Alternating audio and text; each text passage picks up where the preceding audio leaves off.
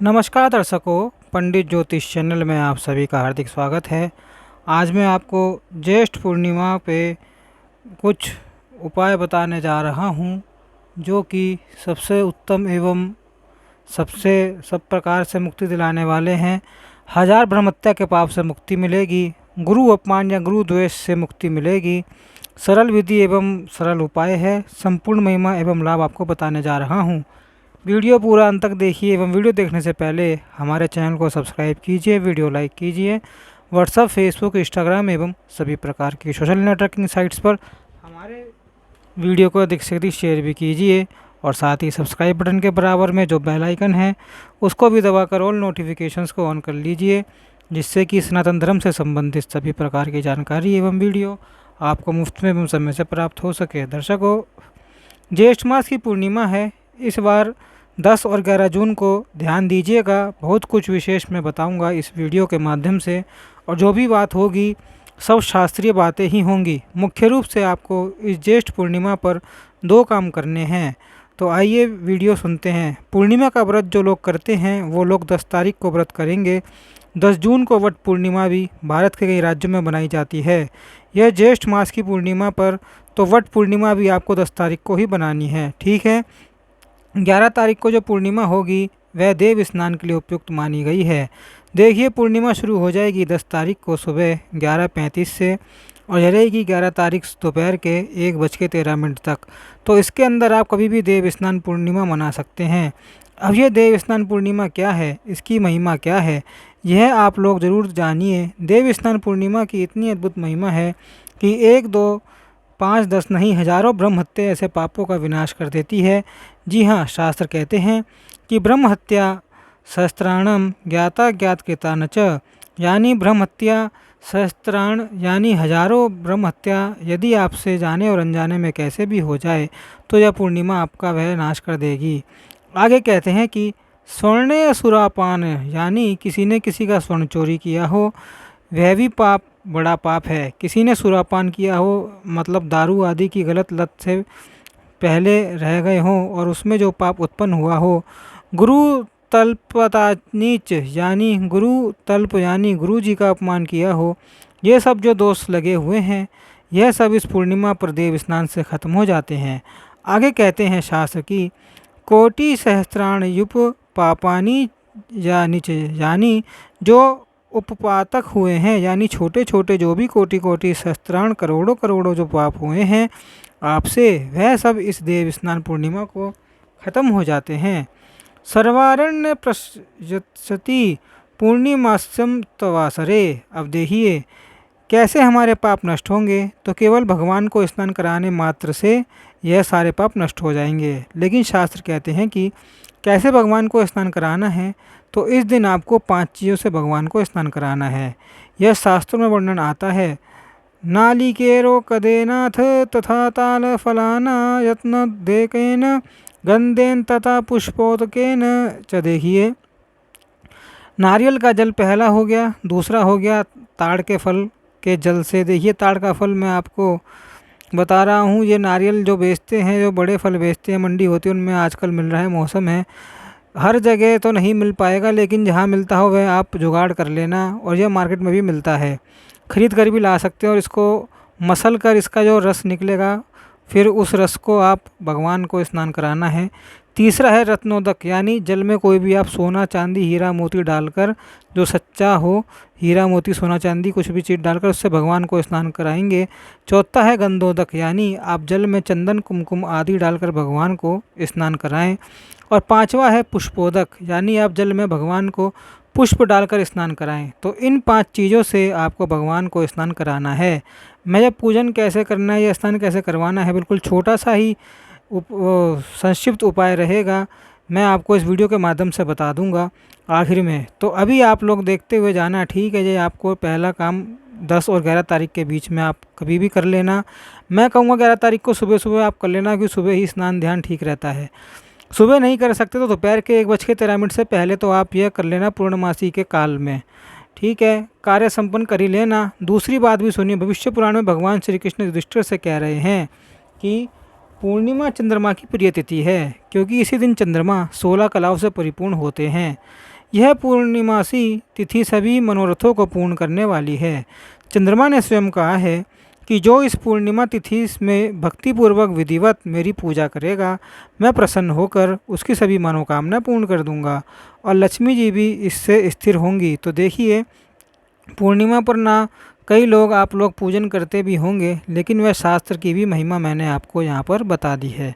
तो चंद्रमा की पूजा कैसे करनी है हमको, तो इस दिन आप क्या करना, चंद्र देवता को धूप दिखाना, दीप दिखाना, फिर उनकी आरती उतार लेना कपूर जलाकर और उनको अर्घ प्रदान करना। अर्घ में कच्चा दूध है ना, थोड़े पुष्प हो, अक्षत हो। बाकी अर्घ कैसे देना है इसका डिस्क्रिप्शन में मैं वीडियो में लिंक दे दूंगा। अलग से मैंने वीडियो बना रखा है मेरे चैनल पे, ये आप देख सकते हैं और इसी वीडियो के डिस्क्रिप्शन में भी मैं लिंक दे दूंगा, उस वीडियो को आप देख सकते हैं। नहीं तो नॉर्मल आप कच्चा दूध लेना, स्टील के बर्तन में नहीं लेना, तांबे के बर्तन में, लोहे के बर्तन में बिल्कुल नहीं लेना। पीतल का बर्तन हो या चांदी का बर्तन हो आप लोग ले सकते हैं। यह आप कच्चा दूध लेकर उसके अंदर पुष्प और गंध अक्षत डालकर चंद्र देवता को अर्घ्य प्रदान कर सकते हैं।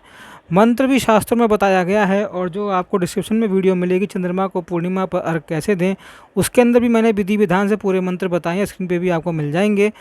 आप यह मंत्र नहीं पढ़ सकते तो ओम श्री चंद्रमसे नमः, ओम सोमाय नमः, यह भी आराम से मंत्र आप पढ़ सकते हैं। तो ओम चंद्रदेवाय नमः, ओम चंद्रदेवाय नमः, यह सिंपल मंत्र कहते हुए भी आप अर्घ प्रदान कर देना चंद्रमा को। पैरों पर छींटे ना पड़े, इस बात का आप ध्यान रखना। फिर जो अर्घ से जो आपने कच्चे दूध का अर्घ दिया है, रात्रि को किसी पेड़ में डालने के लिए मत जाना। यदि कोई पशु पक्षी आपको दिख जाए तो उनको किसी बर्तन में दे देना, पिला देना। बाकी अगर पेड़ में ही डालना है तो सुबह सूर्योदय के बाद आप पेड़ में डालिए, तब तक इसको किसी सुरक्षित स्थान पर रख दीजिएगा। फिर आगे भगवान कह रहे हैं कि रात्रि में पूर्णिमा के दिन तिन्ही के चावल की खीर का भोग लगाकर स्वयं वही खाएं। तिन्ही का चावल आपको मार्केट में मिल जाएगा, यदि नहीं मिले तो नॉर्मल चावल का भी, सवा के चावल हैं, बासमती के बढ़िया बढ़िया चावल हैं, पोना है, उस किसी में से भी बढ़िया क्वालिटी का चावल लेकर आप लोग खीर बनाकर चंद्र देवता को आप भोग लगा लेना। फिर वही सब लोग खाना घर में, ठीक है, बांटना मत, घर ही घर के लोग खाना। बहुत बड़ा ये उपाय टोटका है, बाद में बताऊंगा इसका क्या कारण है। इससे लक्ष्मी जी भी स्थिर होती है और हमारी मनोकामना भी पूर्ण होती है। जिस मनोकामना से हम लोग चंद्र देवता को अर्घ्य प्रदान करेंगे, तो देखिए ध्यान दीजिएगा, चंद्र देवता को अर्घ्य प्रदान आपको 10 तारीख की रात्रि को करना है, 10 जून को, और 11 तारीख की रात्रि को प्रतिपदा लग जाएगी, तो 11 को नहीं करना। लेकिन यह जो देव स्थान वाली पूजा मैंने बताई है, स्क्रीन पर आपको टाइम दिख रहा है, उस टाइम में आप लोग कभी भी कर सकते हैं, ठीक है।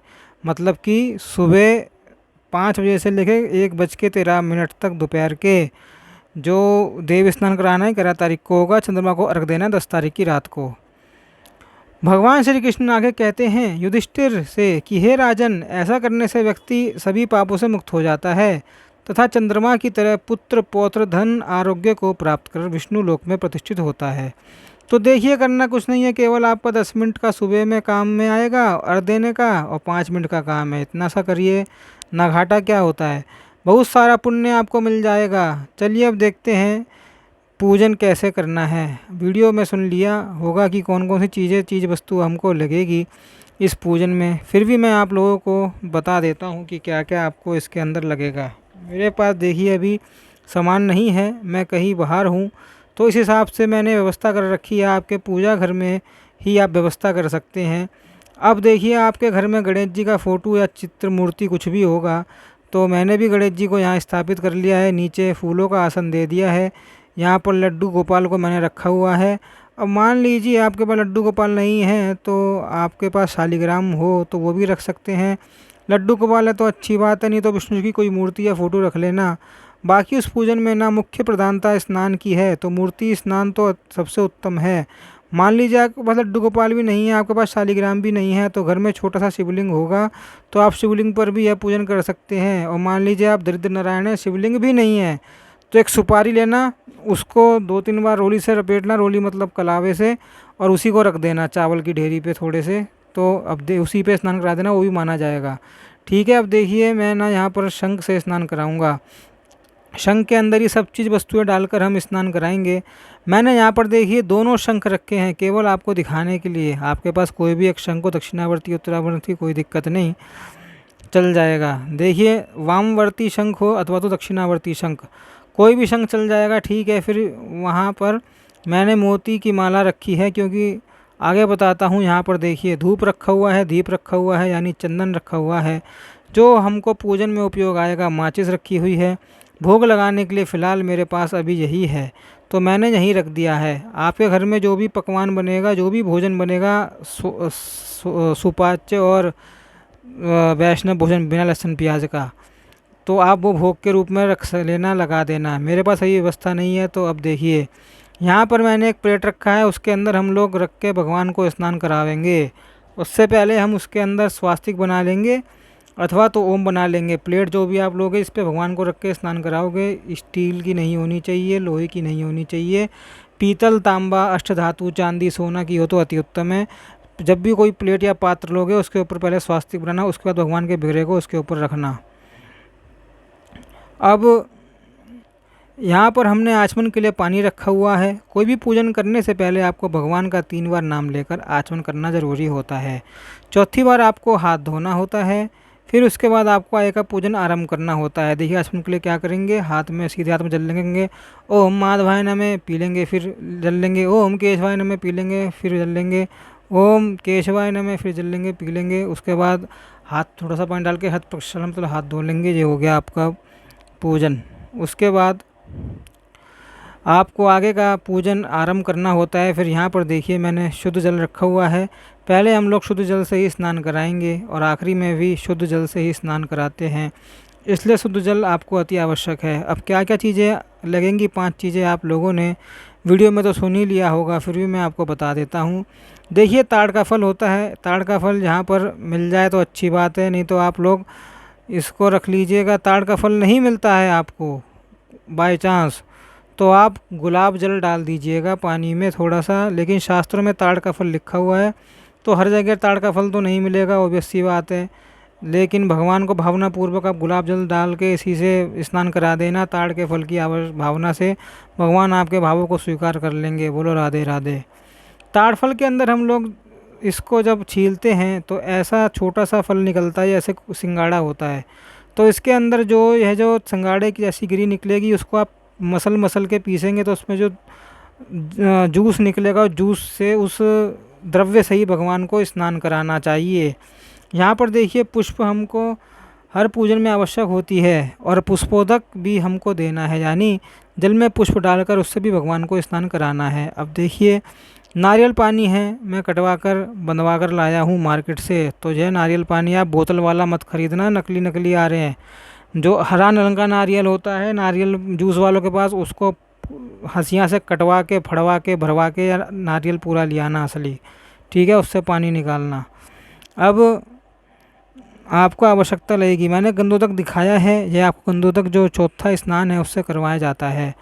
फिर यह मोती की माला आपको पहले ही बताई है। आपके पास मोती की माला नहीं हो तो आप रत्नोदक कहा गया। रत्नोदक में क्या होता है ना, कि आपके पास सोना चांदी असली कुछ भी होगा जो आभूषण, उसके आप अच्छे से साबुन से धो लेना, अथवा जिससे भी आप धोते हैं उससे धो लेना, और वह आपको जल में थोड़ी देर डाल के आपको भगवान को स्नान उस जल से करवाना है, ठीक है।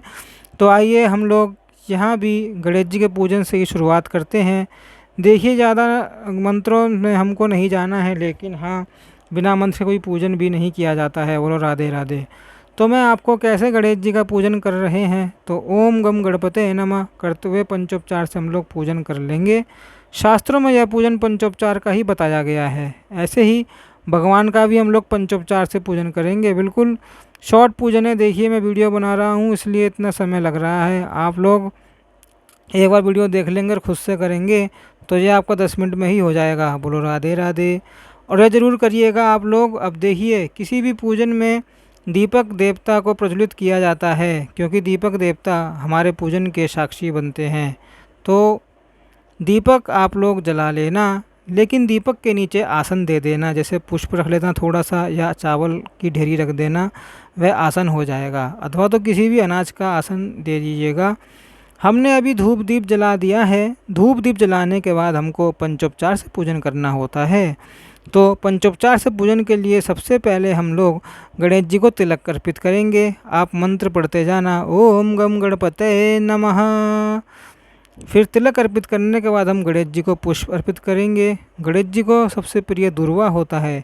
यदि आपके पास दुर्वा की व्यवस्था ना हो तो गणेश जी को आप अर्पित कर देना, नहीं तो आप नॉर्मल पुष्प ही अर्पित कर देना ओम गम गणपते नमः कहते हुए। अब पुष्प के बाद हमको धूप अर्पित करना होता है। तीसरे उपचार में ठीक है, धूप हमने जला रखा है तो धूप को आप ऐसे ही उठाकर भी दिखा सकते हैं, अथवा तो ऐसे हाथ से इशारा करके धुआं गणेश जी की तरफ कर सकते हैं ओम गं गणपते नमः कहते हुए। अब फिर आपको दीप दिखाना होता है। दीप पर हमने प्रज्वलित कर रखा है, दीप भी आप दिखा देना ओम गं गणपते नमः मंत्र पढ़ते हुए।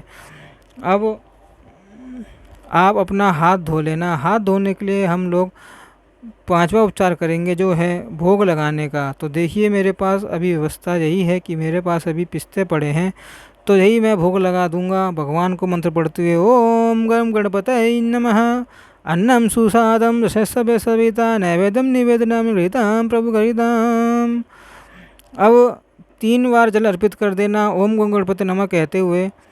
अब ये हमने गणेश जी की पूजा कर ली। अब हम लोग मुख्य पूजन पर आते हैं। देखिए भगवान को हम लोग इसके अंदर स्थापित करेंगे, स्नान के लिए प्लेट के अंदर रखेंगे जहाँ स्वास्तिक बनाया था प्लेट पे हमने, ठीक है। सबसे पहले हम लोग ताड़ के फलों से भगवान को स्नान कराएंगे, जो ताड़ के फल का रस निकाला था। ताड़ के फलों के स्नान कराने के लिए क्या आप काम करना, ताड़ के फल मैंने बताए उसको पानी में अच्छे से धो देना और उसका जो पीस पीस के रस निकलेगा गूदे से उसको दबा दबा कर अच्छे से मसल देना और उसके अंदर थोड़ा पानी मिला लेना। मैंने पहले ही बताया जिनको ताड़ फल नहीं मिले कोई बात नहीं, गुलाब जल से चढ़ा लेना, गुलाब जल चढ़ा देना, कोई दिक्कत नहीं। भगवान को स्नान करा देना, लेकिन आप पूरा प्रयास करना कि आपको ताड़ फल मिल जाए, क्योंकि अभी यह सीज़न चल रहा है, इसके अंदर मिल ही जाता है। अब दूसरी बात है आपको ध्यान में रखनी है कि आप एक बड़ा सा पात्र रखना, ताकि ना यहाँ पे जब स्नान कराएं तो वह जल डाला वो जल होगा आप दूसरे पात्र में निकाल लें। वह जल का क्या करना है, वह जल यदि आप प्रसाद रूप में ग्रहण करना चाहें तो वह भी ग्रहण कर सकते हैं। वह ताड़ वाला जल आप ग्रहण कर सकते हैं, नारियल वाला जल भी आप ग्रहण कर सकते हैं, ठीक है। इतना मैंने आपको बता दिया। अगर नहीं करना तो वो आप किसी गंगा जी में, सरोवर में, किसी पवित्र नदी में या फिर पीपल, बरगद या तुलसा जी किसी पवित्र पेड़ के जड़ में डाल देना, ठीक है। शास्त्र में लिखा है कि घंट और शंख बजाते हुए आपको भगवान को स्नान कराना चाहिए। तो आगे पर यदि घंटा हो, अभी मेरे पास यहाँ पर छोटी सी घंटी है, तो आप तिलक कर देना और मंत्र पढ़ लेना। फिर आप घंटी बजाते हुए शुरू करना और एक हाथ में घंटा बजाना, अथवा तो कोई और बैठा हो तो वह घंटा बजाएगा और भगवान को आप स्नान कराना। अब आप भगवान को स्नान कैसे कराएंगे, देखिए पुरुषोक्त चला लेना। श्री पुरुष सूक्त का स्तोत्र भी मैंने चैनल पे अपलोड कर दिया है, डिस्क्रिप्शन पे लिंक मिल जाएगा, उसको चलाते ना, हिंदी में है पूरा। बैकग्राउंड में इस वीडियो में भी जैसे चलता रहेगा, चलाते चलाते आप भगवान को स्नान कराते रहना कंटिन्यू ही, ठीक है, 5 तरह से, और जब तक ख़त्म ना तो कराते रहना थोड़ा थोड़ा करके। और अब बारी बारी से स्नान करा देना। पहले आपको कैसे स्नान कराना है मैं आपको बता देता हूँ। पहले आप शंख में जल ले लेना, आप जो ताड़ वाला है। दूसरी बार आपको नारियल के जल से स्नान करवाना है। तीसरा आपको रत्नोदक से स्नान कराना है। रत्नोदक के लिए आप क्या करना कि ये किसी लोटे में डाल देना, रत्न जैसे इस मोती की माला को अथवा तो सोने का या चांदी का उस लोटे, कोई भी आभूषण उस लोटे में डाल देना। उससे थोड़ा जल आप शंख में ले लेना और शंख से भगवान को स्नान कराया था। तो हम रत्नोदक बनाएंगे। रत्नोदक के लिए यही जल मैं इस शंख में डाल दूंगा, ठीक है। तो यह जल मेरा रत्नोदक हो गया। फिर उसके बाद चौथा आप स्नान कराना पुष्प से, तो पुष्पोदक से। तो पुष्पोदक कैसे करेंगे हम लोग, देखिए शंख में मैंने जल लिया है, जल के अंदर हम लोग पुष्प डाल देंगे, तोड़कर आप लोग पुष्प इसके अंदर डाल देना, पुष्पोदक हो गया, ठीक है। फिर इसके बाद गंधोदक से स्नान कराएंगे। तो गंधोदक में क्या करेंगे कि शंख में जल लिया, उसके अंदर ऐसे चंदन आपने डाल दिया, ठीक है, ये हो गया गंधोदक स्नान।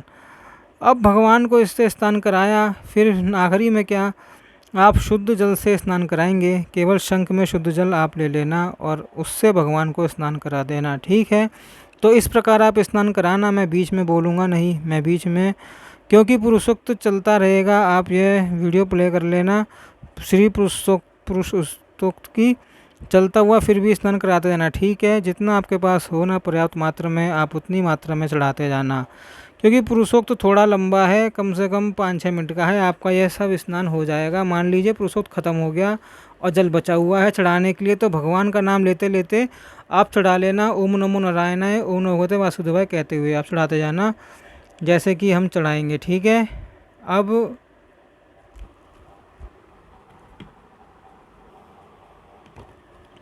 देखिए, अब आखिरी में भगवान को स्नान कराने के बाद आप भगवान को अच्छे से पोंछ लेना कपड़े से, या फिर उसके बाद आप भगवान को आसन प्रदान करके भगवान को अपने स्थान पर रख देना। देखिए, भगवान को हमने स्थापित कर दिया अपने स्थान पर। अब हम लोग भगवान का पूजन करेंगे पंचोपचार से। तो सर्वप्रथम आप भगवान को तिलक करना मंत्र पढ़ते हुए, ओम नमो नारायणाय, ओम नमो भगवते वासुदेवाय। फिर भगवान को आप पुष्प अर्पित करना। भगवान को तुलसी जी अति प्रिय है, तो यदि आपके पास तुलसी जी पहले की तोड़ी हुई हो, आप तुलसी अर्पित कर देना भगवान जी को। ओम नमो नारायणाय, ओम नमो भगवते वासुदेवाय वो करते हुए। फिर धूप यहाँ पर जल रहा है, ऐसे हाथ से दिखा देता हूँ, ओम नमो नारायणाय। फिर उसके बाद दीप जल रहा है, दीप दिखा देना, ओम नमो नारायणाय। फिर उसके बाद भोग लगाना है, तो आपने जो भी पूरी पकवान आदि बनाया है भगवान को भोग लगाने के लिए, ये आप लगा देना। मेरे पास जो है वह लगा देता हूँ, ओम नमो नारायणाय कहते हुए। फिर आगे 3 बूंद जल आप गिरा देना मंत्र पढ़ते हुए, ओम नमो नारायणाय करते हुए। तो बस यही पूजन था। पूजन संपन्न हुआ। यह पूजन के बाद आप पूछेंगे कि जो गंधोदक का जल है, जो रत्नोदक का जल है, जो पुष्पोदक का जल है, अथवा जो भी जल हमारा बचा हुआ है उसका हम क्या करें। यदि आपने नारियल वाला जल अलग से निकाल रखा है तो आप उसको प्रसाद रूप में ग्रहण कर लेना। ताड़ के फल वाला जल भी आप प्रसाद रूप में ग्रहण कर लेना। बाकी जो जल है तुलसी जी में अर्पित कर देना। ठीक है। यह वीडियो आप शेयर करना, औरों को भी चैनल सब्सक्राइब करके जाना ताकि दोबारा हम लोग मिल सके। और साथ ही यह पूजन आपको पूर्णमासी का हमने कराया, आप हमारे यजमान हुए। तो आपकी जो भी इच्छा हो, डिस्क्रिप्शन और कमेंट बॉक्स में UPI लिंक है, उस पर आप हमें जो आपकी इच्छा हो दान दक्षिणा कर सकते हैं यजमान के तौर पे, क्योंकि हम आपको ये बता रहे हैं ऑनलाइन। तो इस प्रकार से पूजा संपूर्ण हुई। और ओम नमो नारायणाय, ओम नमो भगवते वासुदेवाय।